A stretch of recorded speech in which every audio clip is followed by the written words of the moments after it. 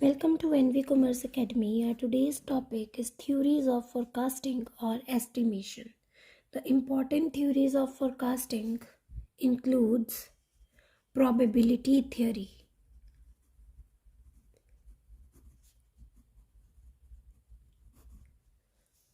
Probability, which is also known as theory of chance, जहाँ पर हम स्टडी करते हैं measurement of chances regarding a random event. Event क्या होता है, इसके रिजल्ट्स जो हैं वो अनसर्टेन होते हैं। So theory of probability takes past events into account. But जब हम इसी प्रोबेबिलिटी थियरी को बिजनेस एस्टिमेशन में यूज़ करते हैं तो हम सिर्फ और सिर्फ डेटा को पिक करते हैं on the basis of good. Means हम सिर्फ अच्छा data, positive data, optimistic approach के साथ ही रैंडम डेटा को पिक करते हैं।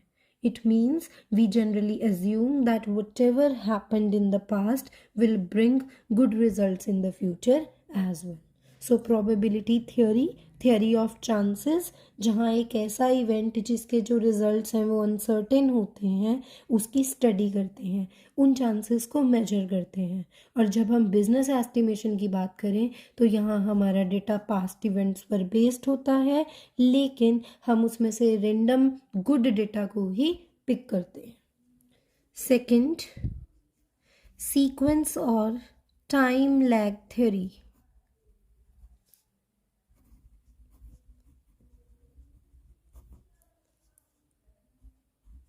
According to this theory, various businesses always follow a similar movement. हो सकता है वो जो मूवमेंट है वो साइमल्टेनियस ना हो, लेकिन वो मूवमेंट सक्सेसिव ज़रूर होती है। यानी कि जो बिजनेसेस होते हैं वो इंटर रिलेटेड होने की वजह से सेम ट्रेंड को ही फॉलो करते हैं, जिसे हम कहते हैं कि हाँ, मार्केट के अंदर बूम की सिचुएशन है तो डिमांड हर प्रोडक्ट की रीज होती है, और अगर जो सिचुएशन है वो डिप्रेशन की हो तो हर प्रोडक्ट की डिमांड जो है वो डाउन आ जाती है। सो यूएसए और यूके की बहुत सारी बॉडीज़ हैं जो अपने फोरकास्टिंग और एस्टिमेशन के लिए इसी थ्योरी को यूज़ करते हैं। And the last theory is action and reaction theory.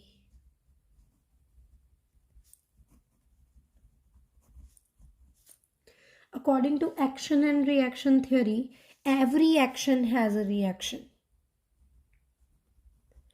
which means अगर किसी कॉमोडिटी का जो प्राइस है वो रेज हो जाता है, इंक्रीज हो जाता है नॉर्मल लेवल से at the time of inflation, so that price will come down to the normal level as well. So business forecasting और एस्टिमेशंस में इन थियोरीज को एज अ बेस यूज़ किया जाता है। It is all about the theories of forecasting. First is probability, second sequence और time lag theory, और action and reaction theory. Our next topic is determining scope of demand forecasting. कभी भी अपनी demand को estimate करना हो तो कुछ फैक्टर्स को कंसीडर करना पड़ता है। So first is period of forecasting.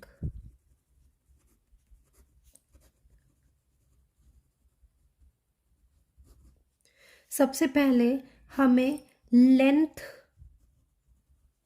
Decide करनी होती है, हम कितनी लेंथ के पीरियड के लिए फोरकास्टिंग कर रहे हैं। So it is further divided into 3 parts. First is short run, second medium term, and the last one is long run. Short run represents time period up to 3 months. सो यहाँ पर जो factors fluctuation ला सकते हैं demand pattern में वो होते हैं weather conditions, test, preferences, और एक फर्म को अपने raw material, power, transport, labour, इस तरह के डिसीजंस को ध्यान में रखना पड़ता है जब भी वो फोरकास्टिंग करते हैं। Next is medium term. Medium term covers time period of 3 months to 1 year. यहाँ पर एक्सपीरियंस और जजमेंट ज़्यादा इम्पॉर्टेंट होता है rather than statistical estimation. Properly decisions लेने पड़ते हैं about timing of an activity, advertisement, expenditures etcetera. So main feature medium term forecast का है डायरेक्शन ऑफ ट्रेंड। यहाँ हमें मार्केट ट्रेंड की डायरेक्शन के बारे में पता चल जाता है। Next is long run.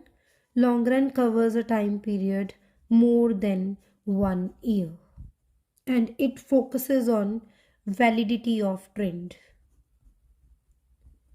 Long run में एक फर्म बहुत सारे फैक्टर्स के इन्फ्लुएंस को स्टडी करती है, चाहे वो स्ट्रक्चरल चेंजेस हों, सोशो इकोनॉमिक चेंजेस हों, चाहे पॉलिसीज़ का इफ़ेक्ट हो, और अकॉर्डिंगली अपने size of unit, promotion activities, expansion of capacity और मॉडर्नाइजेशन, इन सभी डिसीजंस पर ध्यान देती है। सो सबसे पहला हमारा फैक्टर जो हमारी फॉरकास्टिंग को अफेक्ट करता है वो है period.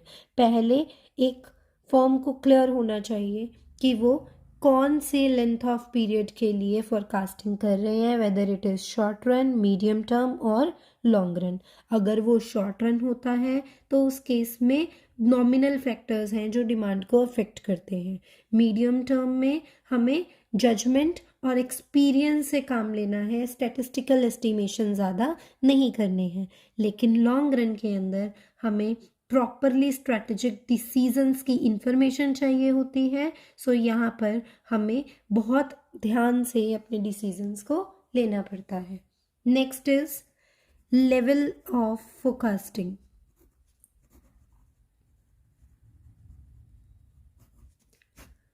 So level of forecasting, different levels पर हम फोरकास्टिंग कर सकते हैं। So I have 5 levels to explain here. First is macroeconomic forecasting.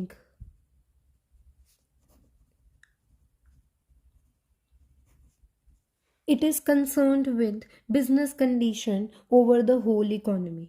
So यहाँ पर बहुत सारे indicators होते हैं like national income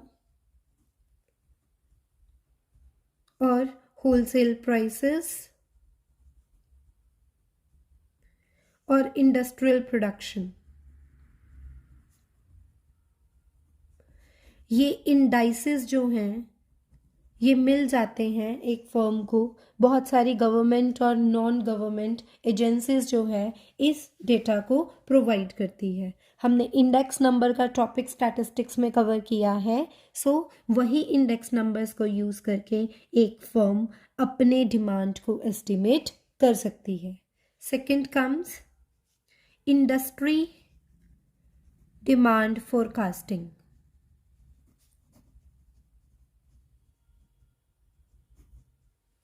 इस तरह के फोरकास्ट एक इंडिकेशन देते हैं rather than firm total industry को यहाँ पर बेस माना जाता है। So industry is moving in which direction. For example अगर हम गोदरेज की बात करें तो Godrej would like to know the way refrigerator industries like to behave. वो रेफ्रिजरेटर इंडस्ट्री कौन सी डायरेक्शन में मूव कर रही है उसके बेस पर अपनी कंपनी की planning, sales estimates, production capacity, उन सारी चीज़ों को प्रिडिक्ट कर सकता है। So industry demand forecasting. Next is firm demand forecasting.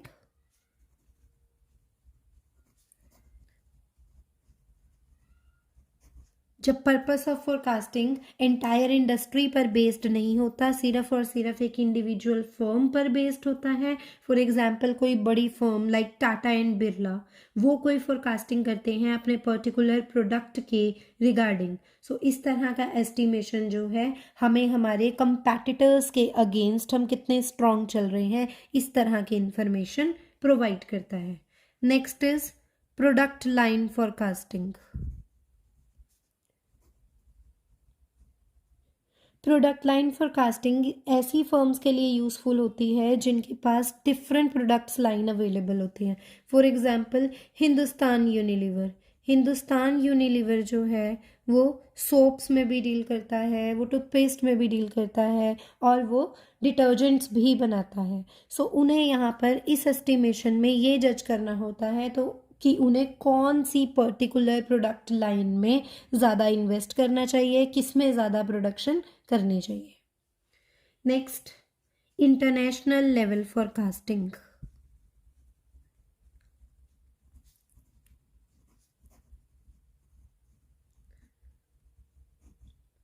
जब इंटरनेशनल इवेंट हमारी नेशनल इकोनॉमी को अफेक्ट करते हैं, for example international trade like hike in oil prices, अगर ऑयल के प्राइस में हाइक आता है तो उससे वर्ल्ड वाइड इम्पैक्ट होता है। सो इस तरह के चेंजेस को भी हम कवर करते हैं while forecasting. So these are the level of forecasting. Macroeconomic forecasting, जब इकोनॉमिकल चेंजेस के बेस पर हम एस्टिमेट्स करते हैं। Industry demand, firm demand, product line और international level forecasting. So next point is general purpose और specific purpose forecast. General purpose estimate तो एक फर्म के लिए थॉरली इम्पॉर्टेंट होता ही है, लेकिन स्पेसिफिक पर्पस फॉरकास्ट ज़्यादा इम्पॉर्टेंट होता है। यहाँ पे हमें स्पेसिफिक एस्टिमेट्स मिल सकते हैं regarding commodities, areas of sale, domestic या एक पर्टिकुलर एक्सपोर्ट मार्केट में ही हम फोरकास्ट कर सकते हैं। Next is forecast of established और new products. Established product means existing product. अगर एक प्रोडक्ट पहले से एग्जिस्टेंस में होता है तो उसके रिगार्डिंग हमें पास्ट डेटा मिल जाता है, तो वो हमारे एस्टिमेशन का मेन बेस बन जाता है। कॉम्पिटिटिव कंडीशंस वहाँ एग्जिस्ट करती हैं, लेकिन न्यू प्रोडक्ट्स के केस के अंदर हमारे पास कोई भी डेटा नहीं होता। Next is type of commodity for which forecast is to be done. So different तरह के प्रोडक्ट्स जो हैं वो मार्केट में एग्जिस्ट करते हैं। वो कैपिटल गुड्स हैं या फिर कंज्यूमर गुड्स हैं, ड्यूरेबल हैं या नॉन ड्यूरेबल हैं। सो हर एक गुड की नेचर के बेस पर ही डिमांड एस्टिमेशन की टेक्निक्स का पैटर्न रहता है। सो हमें सेपरेट वे में उस डिमांड को एस्टिमेट करना पड़ता है according to the type of commodity. And the last is miscellaneous factors to be included और नोट। अब एक जो फोरकास्टर है यहाँ पे डिसीजन उसी को लेना है कि वो कितने फैक्टर्स को इंक्लूड करेगा एस्टिमेशन के टाइम पर।